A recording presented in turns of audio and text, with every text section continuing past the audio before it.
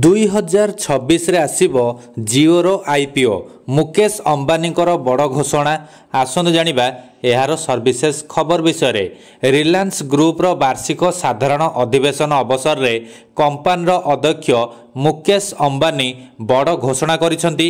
से कहिसेंती जे जिओ आईपीओ आसंता वर्षर प्रथमार्थ सुधा आसीबो अर्थात जिओ रे आसंता वर्ष साधारण निवेशक माने निवेश करि परिबे। मुकेश अंबानी कहिसेंती जे आमे आसंता वर्ष अर्थात 2026 सुधा जिओ रो आईपीओ पई कागज पत्र दाखल करिबा पई संपूर्ण प्रस्तुति करिछु।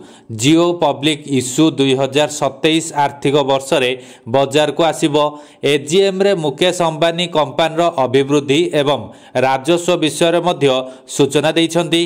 अंबानी कहिसेंती जे जिओ एहार आईपीओ आनिबा पई समस्त आवश्यक प्रस्तुति करुछि। समस्त अनुमोदन मिलिले धार्य समय रे आईपीओ जारी करा जिवो। मुकेश अंबानी कहिसेंती जे जिओ एबे 500 नियुत ग्राहक संख्या अतिक्रम करिछि।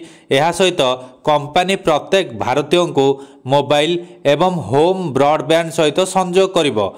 जिओ प्रत्येक भारतीय घर को Jio smart home, Jio TV plus, Jio TV OS एवं सीमलेस ऑटोमेशन भली डिजिटल सेवा सहित सज्जित करिवो। मुकेश अंबानी एजीएम रे रिलायंस ग्रुप रो आर्थिक प्रदर्शन रो तथ्य जारी करिसेंती। से कहिसेंती जे 2025 आर्थिक वर्ष रे रिलायंस 10,71,174 कोटी टंका अर्थात $125.3 बिलियन रो रेकर्ड राजस्व हासिल करिछि एवं भारत रे प्रथम कंपनी भाबरे $125 बिलियन वार्षिक राजस्व अतिक्रम करिछि। रिलायंस रो निजर लाभ 81,309 कोटी टंका अर्थात $9.8 बिलियन को वृद्धि पाइछि।